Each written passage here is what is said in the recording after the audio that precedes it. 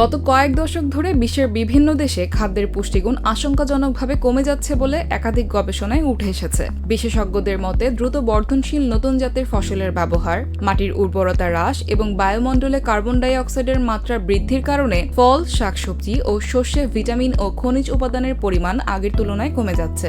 এই পরিস্থিতিতে গবেষকদের একাংশ পুনরুজ্জীবিত কৃষি পদ্ধতিকে সম্ভাবনাময় সমাধান হিসেবে দেখছেন। তাদের গবেষণায় দাবি করা হয়েছে এই পদ্ধতিতে উৎপাদিত কিছু ফসলে আয়রন, সেলেনিয়াম ও ফোলেটের মতো গুরুত্বপূর্ণ পুষ্টি উপাদানের পরিমাণ প্রচলিত কৃষির তুলনায় অনেক বেশি পাওয়া গেছে। তবে এই দাবি নিয়ে বিজ্ঞানীদের মধ্যে মতভেদ রয়েছে। বিভিন্ন আন্তর্জাতিক গবেষণার পর্যালোচনায় বলা হয়েছে কিছু ক্ষেত্রে পুষ্টির উন্নতি দেখা গেলেও সব খাদ্যে তা সমানভাবে প্রমাণিত হয়নি। এছাড়া এই পদ্ধতিতে উৎপাদন খরচ ও শ্রমের প্রয়োজন বেশি হওয়ায় সাধারণ মানুষের জন্য পুষ্টিকর খাদ্যের দাম বেড়ে যাওয়ার আশঙ্কা রয়েছে।